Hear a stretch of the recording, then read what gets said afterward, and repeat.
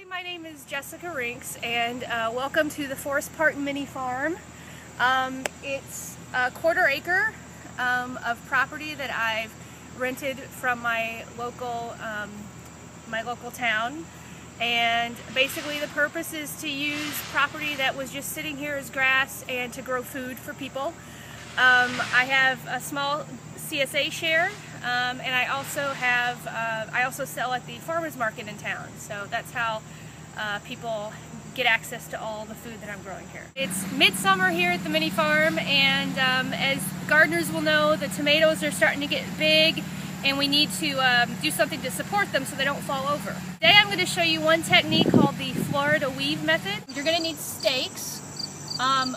Here at the mini farm, I've used these big metal T-stakes. They're nice and big. They work well for me here because I need to make sure things don't fall over.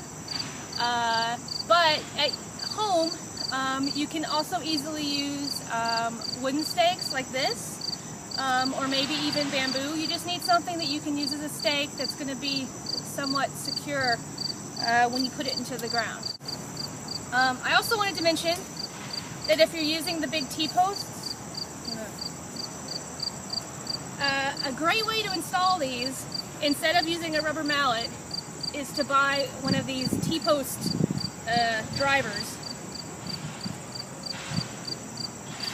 You just put it over the post, and the weight of the driver will push the post down into the ground. The theory behind the whole thing is you're going to place stakes on either side of a couple plants. Usually it's between like 2 and 4 plants. So you're going to have a stake, and then you'll have your 2 to 4 plants, and then you'll have another stake. And the idea is we're going to use the twine to basically weave in between the plants, and it'll kind of create a little trellis that'll hold the plants up. So first what we want to do is anchor our twine to the first stake. Alright, so then we're going to take our ball of twine and we're going to weave it in between the plants.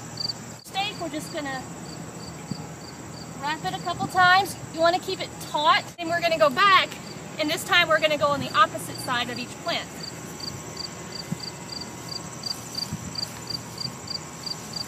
Once you make your first row, the idea is we're going to do several rows spaced a little bit further up the pole each time.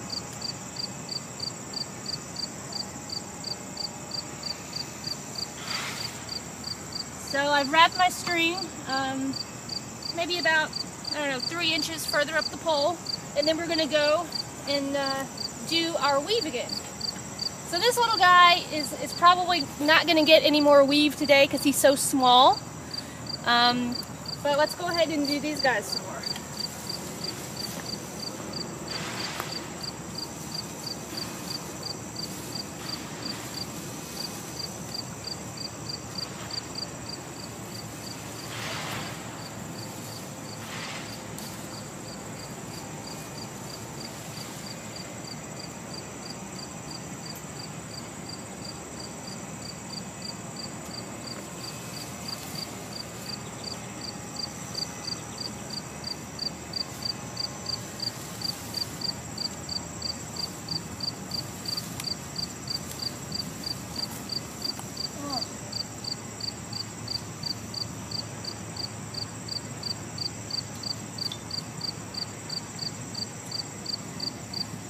Alright, so I'm going to do one more row because these plants are so big.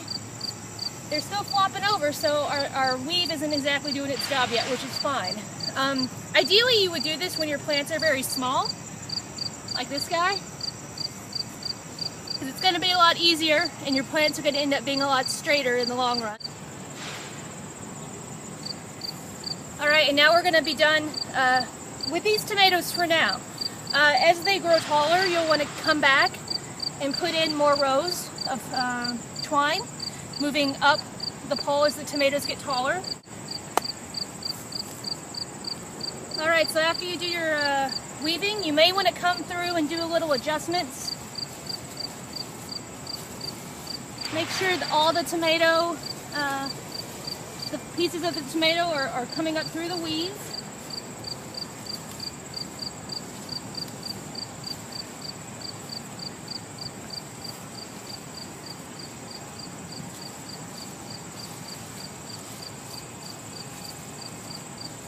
And so as you can see now, the twine is sort of acting as a trellis or a barrier to keep the tomatoes upright. It'll make them grow sort of out this way along the plane of the row as opposed to out this way.